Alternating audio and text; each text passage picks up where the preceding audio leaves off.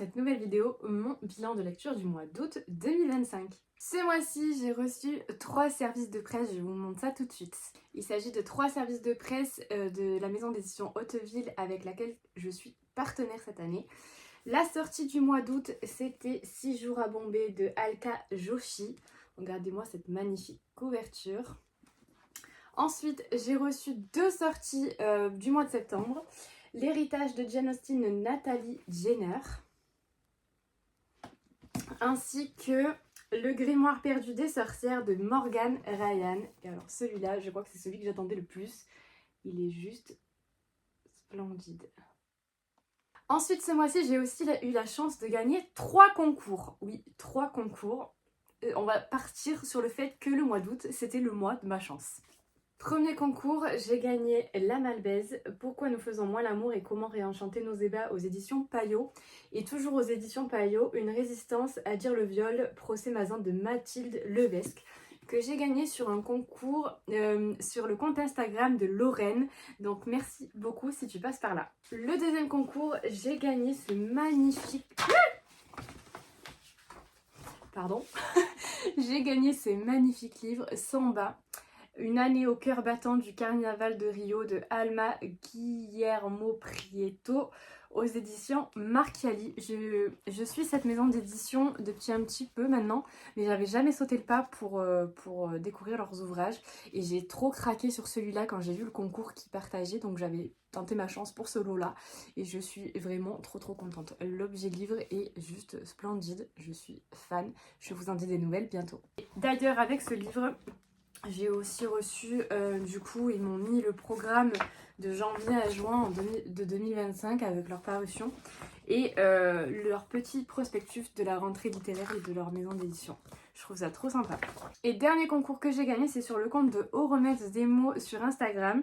Et j'ai gagné, pour mon plus grand plaisir, Colloque, Cocktail et Plus si Affinité, donc le tome 2 de Colloque, Café et Plus si Affinité que j'ai lu le mois dernier, pour lequel j'ai eu un coup de cœur. C'est vraiment des lectures doudou dans lesquelles on se sent bien et j'ai trop hâte de m'y replonger. Ça va prolonger les vacances, je pense. Avec le livre, elle m'avait mis dans le paquet un petit marque-page aimanté comme ceci, j'aime beaucoup. Assorti, vous remarquerez, avec le livre, avec des petits stickers comme ça assortis, j'adore.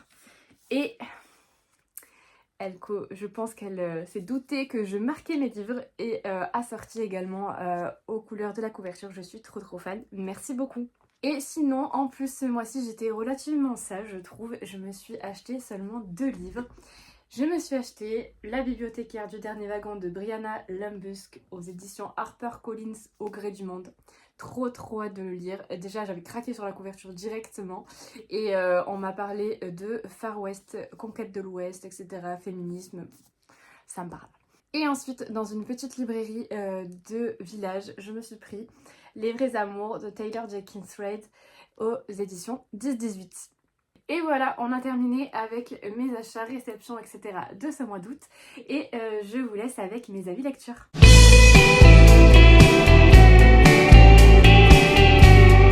J'ai commencé le mois d'août avec Run for a Life, le tome de Megan et Ezra d'Estelle Miko, livres d'édition Elixeria. Il s'agit d'un service de presse que j'ai lu en numérique. Oui, en numérique, vous avez bien entendu. Qu'est-ce qui m'arrive? J'ai complètement pété les plombs, c'est possible. Non, en fait, je vous explique tout simplement. Au début du mois de juillet ou mi-juillet, je ne sais plus, sur le compte Instagram de l'autrice en story, elle avait fait passer un appel à partenariat ponctuel pour recevoir ce service de presse en avant-première, puisqu'il sortait le 28 août dernier. Et vu que j'ai eu un énorme coup de cœur pour le tome 1, ben, j'ai foncé tête baissée et j'ai postulé, pensant que c'était un service de presse papier. Sauf que c'était un service de presse numérique. J'avoue que quand je l'ai reçu, j'ai hésité 1-2 secondes, allez, grand maximum. Parce que même si certes, je n'aime pas lire en numérique, ce n'est pas faute d'avoir essayé, puisque une copine à moi m'avait prêté gentiment sa Kindle il y a un petit moment. J'avais tenté et franchement, j'apprécie pas. Donc pour le moment, pas la peine de me forcer. Peut-être que je changerai d'avis plus tard, mais bref. Du coup, j'ai été obligée de le lire sur l'application de mon téléphone. Alors, autant vous dire que mes yeux, là, ne m'ont pas remercié du tout. Ils me détestent. Soyons clairs. Mais voilà. Bref. Voilà pour la petite histoire, ça sera clairement l'exception qui confirme la règle. Je ne le ferai plus parce que du coup cette lecture m'a confirmé que je détestais lire en numérique, soyons clairs. Par contre elle m'a confirmé l'amour que j'avais pour cette saga. Mais c'est juste trop bien. Et d'ailleurs, pour revenir à la lecture numérique, vous direz, mais qu'est-ce qu'elle me raconte? Elle l'a en physique dans ses mains. Mais en fait, tout simplement, quand je vous filme, au moment où je vous parle, là, dans cette vidéo, on est au mois de septembre et du coup, j'ai pas pu m'en empêcher, même si je l'ai lu en numérique, je l'ai commandé en papier pour qu'il rejoigne son copain dans la bibliothèque. Ça rend trop bien. En plus, franchement, les objets livres sont juste magnifiques. J'adore. Magnifique, magnifique. Je suis fan de ces objets livres. À l'intérieur, on a aussi... je suis trop fan. Par contre, je trouve que je la vois pas beaucoup passer cette saga sur les réseaux sociaux. Je comprends vraiment pas trop pourquoi, parce que... Alors c'est peut-être moi qui suis à contre-courant, je ne sais pas, mais elle mérite carrément plus de visibilité cette saga. C'était trop bien. Et amateurs et amatrices de romances psychologiques, qu'est-ce que vous attendez pour la commencer? J'ai adoré. Alors, certes, je n'ai pas eu le coup de cœur que j'ai pu avoir pour le tome 1. Il m'a manqué un chouïa, mais c'était une trop bonne lecture. Je me suis régalée. Ça, c'est trop bien. J'adore cet univers de courses de rue illégales, etc. C'était trop bien. On a des personnages, même certes torturés, un peu sombres, etc. Mais malgré tout, Ezra, Kazé, etc. Homme capable, on adore. Alors, j'avoue avoir eu du mal un peu avec la protagoniste féminine de ce tome-là. Megan, elle m'a un peu saoulée. Je vous avoue, on n'a pas trop d'amour. Tome crochu, elle et moi. J'avais envie de la secouer comme un premier un bon nombre de fois durant ma lecture. Non, de trêve de plaisanterie. Enfin, si, mais j'ai adoré ma lecture malgré tout, hein, soyons clairs. S'il y a un personnage vraiment qui m'a un peu embêtée, j'avoue, c'est le personnage de Clayton. Mais bon, c'est censé être le personnage méchant de l'histoire. Donc vous me direz, c'est normal. Seulement, c'est pas vraiment pour ça que j'ai eu du mal avec lui. Mais je peux pas vous donner la raison, parce que sinon je vous spoil une partie de l'histoire et c'est dommage. Mais il faut savoir d'ailleurs que moi, les personnages méchants, en règle générale, je les aime bien. C'est mon petit côté tordu, je vous avoue. Mais voilà, bref. En tout cas, lisez-le, comme ça on pourra en discuter ensemble et échanger à ce sujet parce que j'ai très envie d'en vous en parler. Bref. Alors même si mon cœur reste à Kazé et Ellie du premier volet, j'ai adoré ma lecture. J'ai trop hâte d'avoir le tome 3 qui sort en mars 2026 prochain. Mais l'attente va être très longue, beaucoup trop longue à mon goût.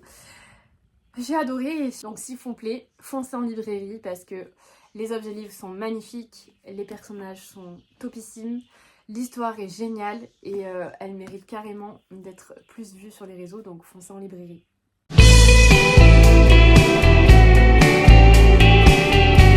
Ensuite, j'ai terminé le mois d'août avec La Sorcière écarlate de Laurie Lico Albanese chez Hauteville. Il s'agit d'un service de presse en tant que partenaire avec la maison d'édition. Je vous lis le résumé. Salem devait être un nouveau départ, un endroit où l'odeur piquante de la cannelle et du thé parfumerait l'air d'espoir, où les couleurs seraient en sécurité vivante en moi. J'avais 19 ans et Nathaniel Hathorn 24 lorsque nous nous rencontrâmes dans ces rues de briques. C'était en l'an 1829 et nous luttions tous deux, chacun à notre manière, pour être libres, lui avec ses carnets, moi avec mon aiguille. Brodeuse aux doigts de fée, Isobel Campbell descend d'une lignée de femmes qui possèdent tout un don exceptionnel, celui de percevoir la couleur des lettres et des sons. Très tôt, elle apprend à le cacher, pour ne pas être, comme ses aïeuls, accusée de sorcellerie. Contrainte de fuir en Nouvelle-Angleterre avec son mari, Isobel se retrouve rapidement seule à Salem. Son destin croise alors celui du jeune Nathaniel Hathorn, un écrivain hanté par le rôle de ses ancêtres lors des tristement célèbres procès de sorcellerie. Ensemble, ils forment un duo de conteurs et de muses qui donnera naissance à l'un des plus grands chefs-d'œuvre de la littérature. Sans grande surprise, j'ai beaucoup aimé cette histoire. J'ai pas atteint le coup de cœur, mais par contre, il s'en serait fallu de peu. J'ai beaucoup aimé cette histoire. On parle de sorcières, on parle de procès de sorcellerie de Salem, on parle d'Écosse, on parle de Nouvelle-Angleterre, etc. De féminisme, de sororité. Carton plein pour moi, forcément.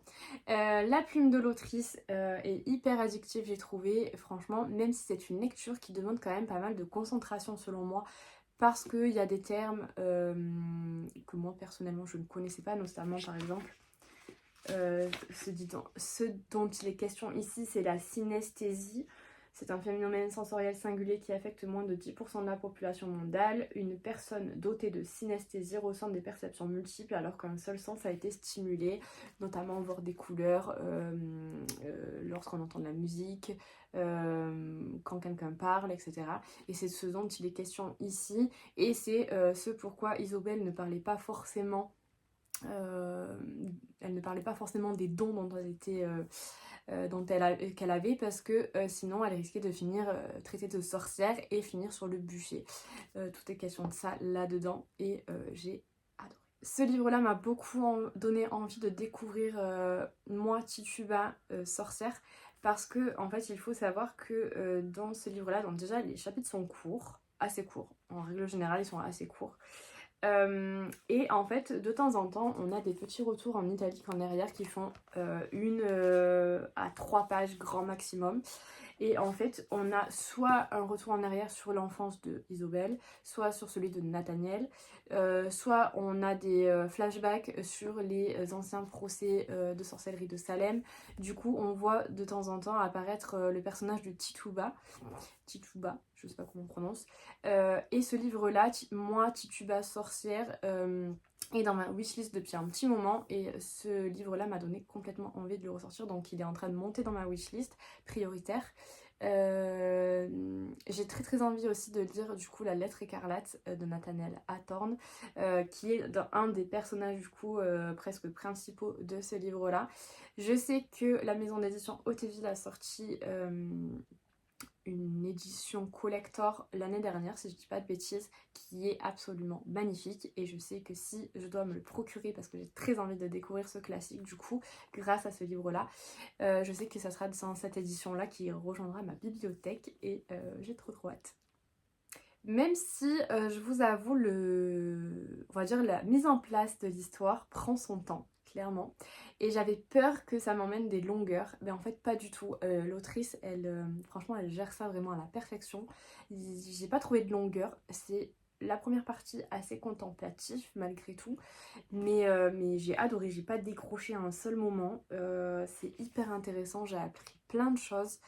Et franchement, je peux que vous conseiller cette histoire. Vraiment, lisez-le, ça vaut le coup.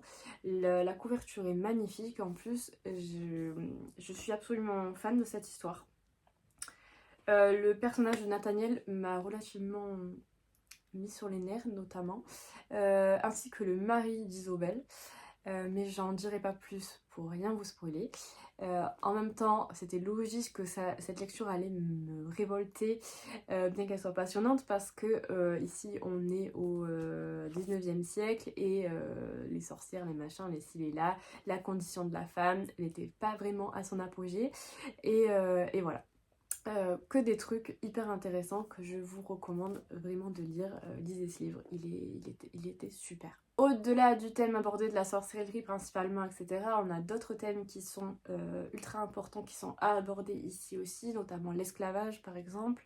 On a la condition de la femme, forcément. On a des choses telles que la synesthésie, du coup, dont je vous ai parlé tout à l'heure, qui fait référence aux sorcières.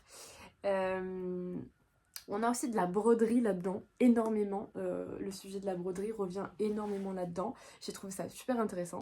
Alors, je ne suis pas fan moi personnellement de broderie, mais ma maman l'est beaucoup. Et j'ai trouvé ça super chouette de trouver ça là-dedans. On a également un amour interdit. On est ici à l'époque de la conquête du Nouveau Monde. On a des fois des passages qui nous parlent très subtilement des Indiens, etc., de l'installation des Blancs sur le territoire, etc. On parle du patriarcat, et malgré tout aussi de sororité, parce que malgré tout, heureusement qu'elle est là. Bref, une très bonne lecture que je ne peux que vous recommander parce qu'elle est autant passionnante que révoltante. Il y a énormément de richesse au niveau des différents thèmes et thématiques abordées là-dedans, et j'ai trouvé ça juste génial. C'est super bien écrit, j'ai adoré la plume de l'autrice, je vous le recommande à 100%. Et voilà pour mes lectures du mois d'août. J'avoue, 2 lectures, c'est assez peu, mais c'est ok. Donc on se retrouve dans la prochaine vidéo pour mon bilan de lecture du mois de septembre. une belle journée, de belles lectures et à bientôt. Bisous!